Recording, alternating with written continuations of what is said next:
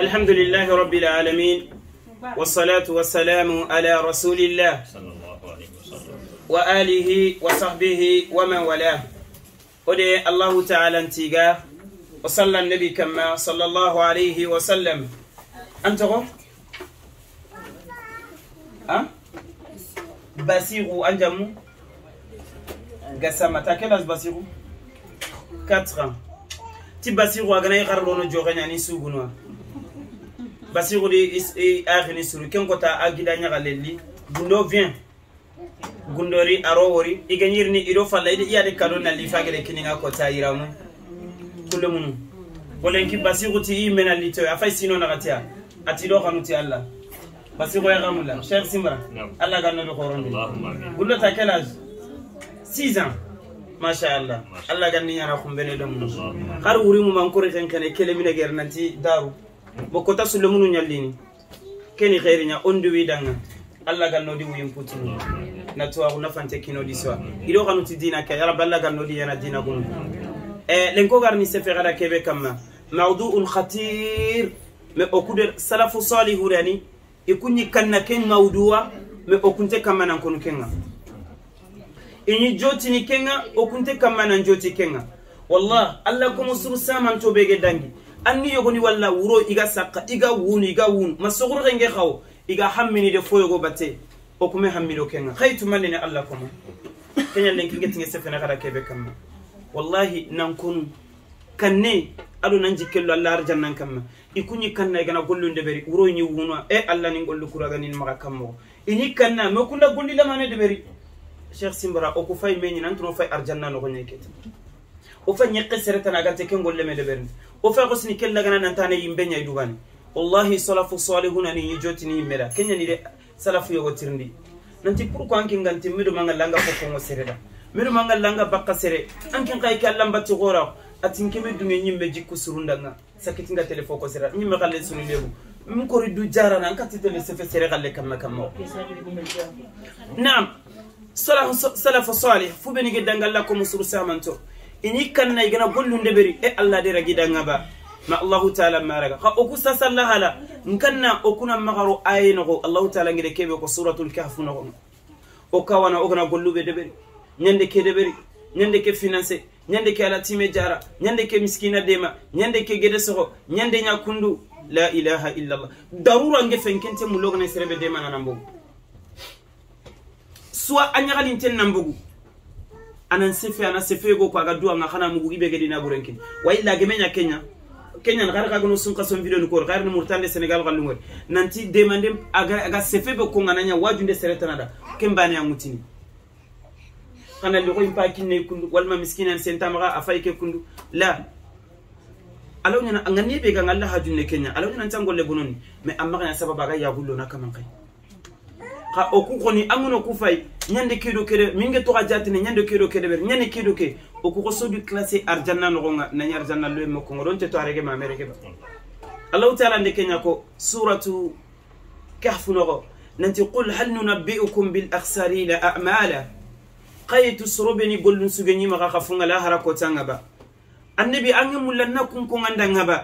nam alladhina dalla sa'yahum fil hayati ad-dunya fu beni gede gollunde beri duna kay gollu sunya sankunta kunya I gollun su wa hum yahsabuna annahum yuhsinuna sun'a ay kenda nga ererintia aya kenda yani timmanten ni 100% defo bane suntia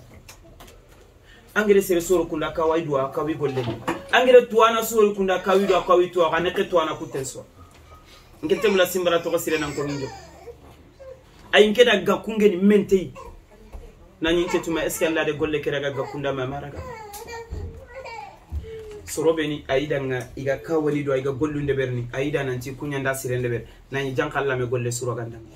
khade mugo hadise nga nanti yogoni yerni yawmal qiyama isallunga tandume sine salle Allah me sujudu bane regida yogoni titi o kanna kena magallo o golnyanga na o fon kullu golnyanga na parce que ma tandume de fosina nga tele retraite tan nabi mo ko khirito to nga parce que tangere salle suro ber sujudu metti me ruku metti me fosume salli wakati yogoni titi kanna hadise ken magaro ken nanti pes tandu mesin Allah mera kambane ragada yogoni ti oui to amen woni sasa ki ti kanna mara parce que retraite ni tandu mesire hadise ke garna tandu me ke agere يقول تاجانج به سالفنا كمدو مسلين وقتي لغسر مدو مسلين إي وقتي أيوة ويجناني سلين غاي كابا كابا يقولني تو كنا مغارو كنو أي الله نتارا كنو andaro ken no ngafure nyole serenta kisini soit kebe ge yole ayole dan kembate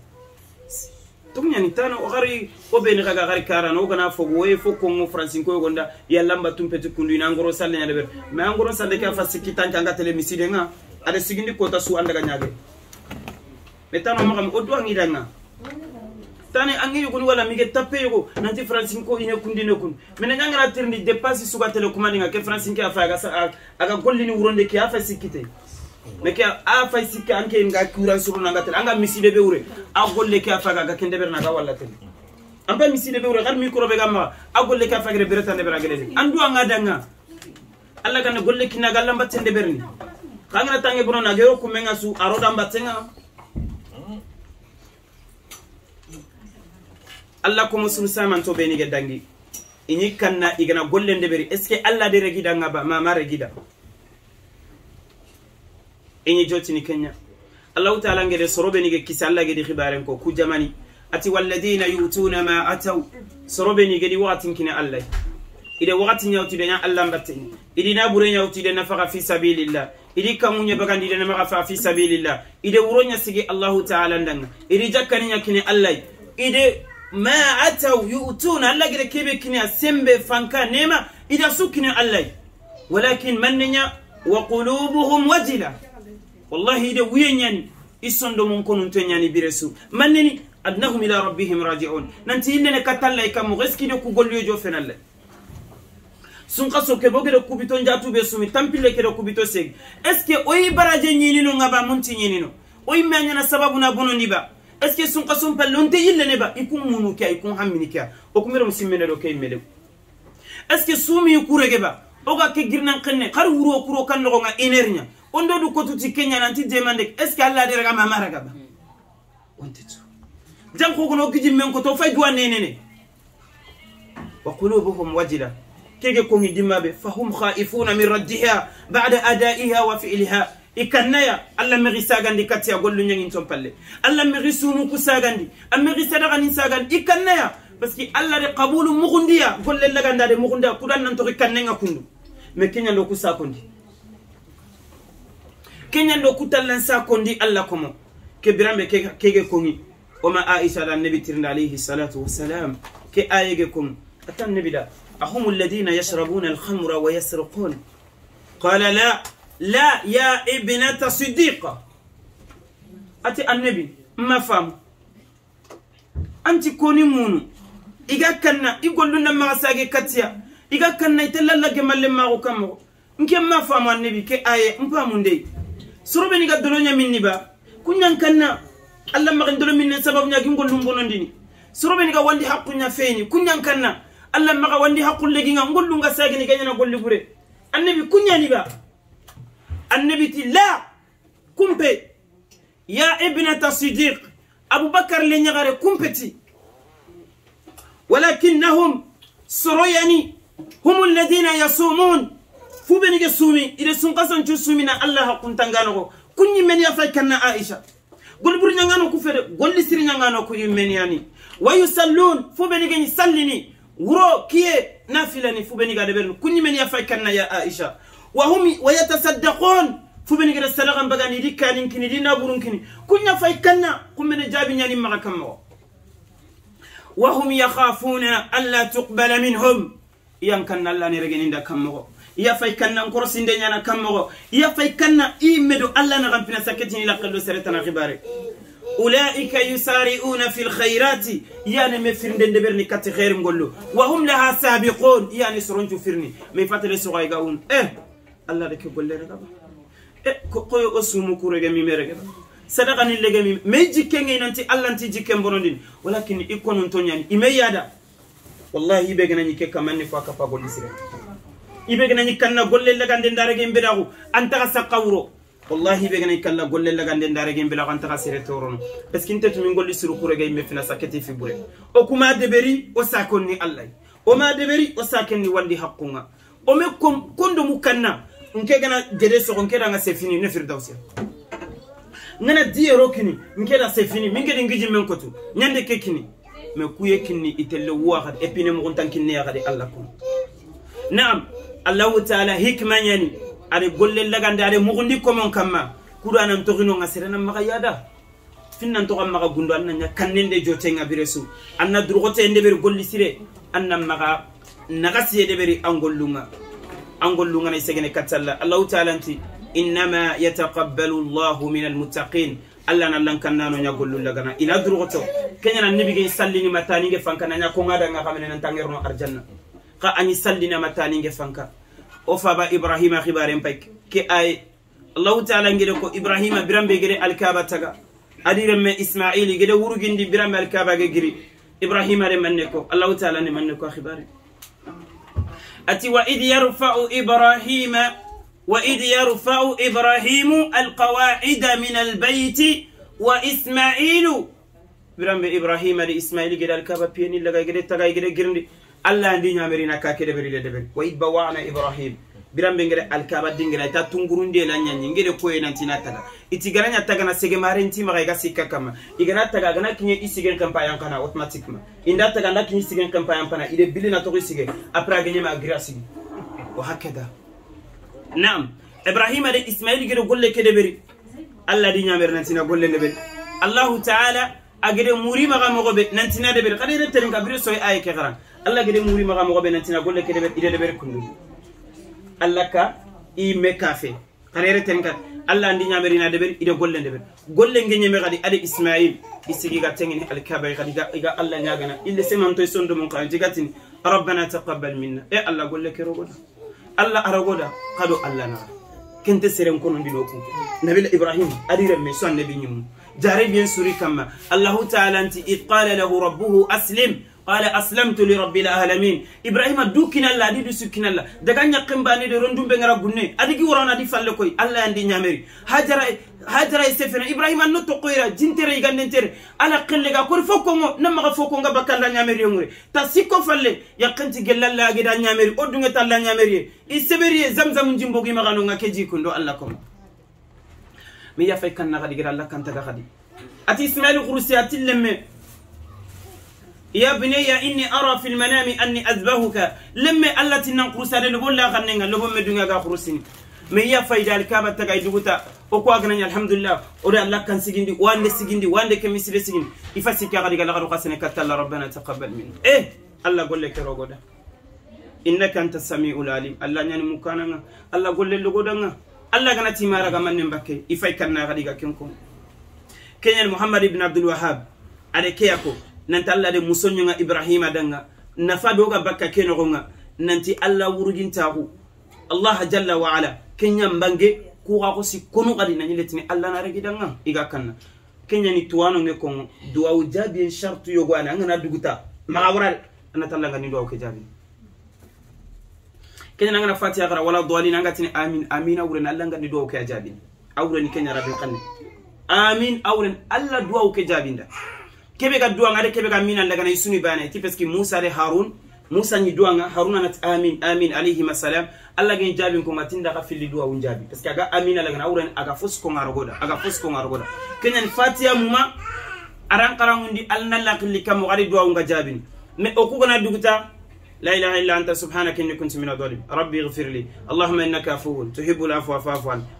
anyimi ma anyaga khada naraganda to anunti maka ke to fuk anyaga kat Allah nganya nde ko Allah nti yampana nyana yampenna linganda yampimma Allah ke duwa be ngedo karegina iti duwa ujabiyo ngundo yo wasarto kan kanna maka mungude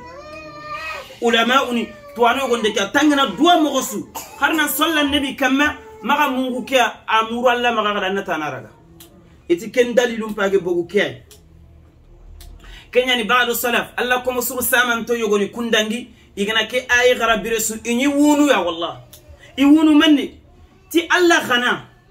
Ibrahim igana kinye ke ay wa idh yarfa'u Ibrahim alqawa'ida min albayt wa Isma'il rabbana taqabbal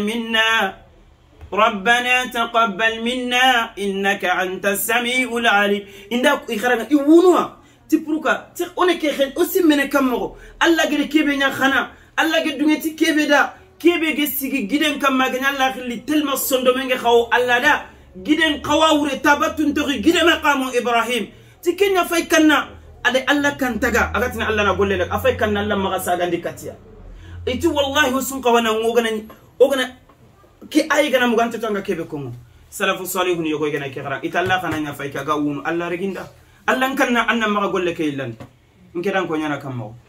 sun qasom payrin angana konu ke ngane gollu ko tangana ya anga kan nayrege ndirege mbiragu sun qasom na danganta kanya na sababu ga bonno mais ibonno timane du ko intagu ibonno tumane na golle tana deberi golli siren tagu man cenyani golli siren laga nda tagu man ce tuwanu nga kongo aya hidon nanya ime ko yagare ngene aya hidon nanya yagare yugo ngana aya hidon nanya yugo khaya wuret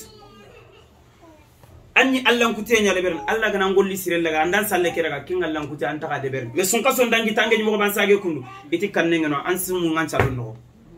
fardam bugan kama me ambara sumen gan qawallo ni ardana makita babo ra yana kelante parce que am fo su yillandi bakka ngani mo gobe Allah kutte be ngani sun may gonin qorti sun kaso nandangi aga kundu nyande farda na bugu kama ngollu nga khalas mais ikunni hammini kundu ay كان الله دمهنا مكون رسول الله تقول له أكون النبي عليه السلام ينبم مغينا فتحنا لك فتحا مبينا خاني قل لي متاني فانكا ما أنا أقول يقول ممكن تتوقع أكسويني مغبيا أوكا الدنيا كنا مغبي لن تفهمون أكون النبي لا ينبم مغ أني قل لي أكون عثمان دا أنا فوس ربري أني سلم تقرأنا ركام باني ننتي عثمان الله تنتظر نقومنا بروك عليك ربري mais okilo ninta kunto salon no ya gandinte bakaro golle ragande batte onte hammino gana sadaqa be bagan sadaqa bagandi anna daga Allah nyaga gadi ilayhi yas'adu al-kalimu tayyib wal 'amalu salihu yarfa'u ina daga salli Allah ngalle ragana Allah ndi sadaqa go kini Allah ndin kangenya kini fi sabilillah Allah nganne kange keregeninda angane nyana arjanga kanne Allah ngeni kange ke kini nde bogulli munyangere kini Abdullah bi yaqe akange are kenya kino mujamil nasron tugana annabika Allah tagana gillo khumbena koy do sade mago ina jahannaba yimbe ke khajana nangomu garamu ba gere kini nan nabi torote na dina ke gaja ken garamu na jahannaba yimbe khajana nya do sade be kaga temerin jampe amere kunya na rakhana daga gilla shenu khumbene ala gilla khabra kunda Allah ngade kini nde kini na dina ke ade falanga ne na chenu kada ngira arjan mais golle ndeberi e même ta kunu kada Allah nyaga na raga mais okuna deberi خلاص اوفين تا ارغان دير ارغان خبار ربنا تقبل منا هناك كل دعاء الله ان نقول لك ربنا اللهم تقبل منا الصيام والقيام الله نغن نصوم لغان الله اوغري غيرنا قنسنا سوخاسو كان غني رغان الله صدقه ني سوغي بوغان غني رغان الله مكو غولن ساغان الله انت ساغان الله مخي ساغاندي golle sage mo gonni fillo ay kun kati filli ko ngana kadon kine vite fait sage mo gonni fillana golle nga ay alla gi sagandi ni katanga fini filli yeddu ko taxu nge bonondi naga sagene nam fini filli isage no kuni fillana golle fini filli aneno gollu kume gum ala nyana fillan kapir ala nyana du ko taxu e sagandi katanga walma me ya gado annabi ay mini sagandi walma gollu ku sugomu sallu ku gom sunungom mais simbara andan ko ngana ka video ngor ko ta sunna ka kana ne fokko ngo kada nganya ko simbara ingol ni saga ni katanke ngol li sumu ndaga sallu ndaga kinanga tamballo mo nari ni utuni ke fimma ka inatina sedi imbe golle saga ni ke ande seren konon ke ani gannin ko duwa mu yogo ni yimba sasa ni ke gera fay ini baka hadisu igatina allanto gollun kini tamballum kengure na allanto nya muflis allanto nya ine ke allanto gollun kini tamballum o menya famu sasa ni ngira famu janka allanto nya oga worne wandi problem do wandi hakto ko mene go gollun kinde kengure tamballum yani ri tambo nya utubake wassalamu alaikum warahmatullahi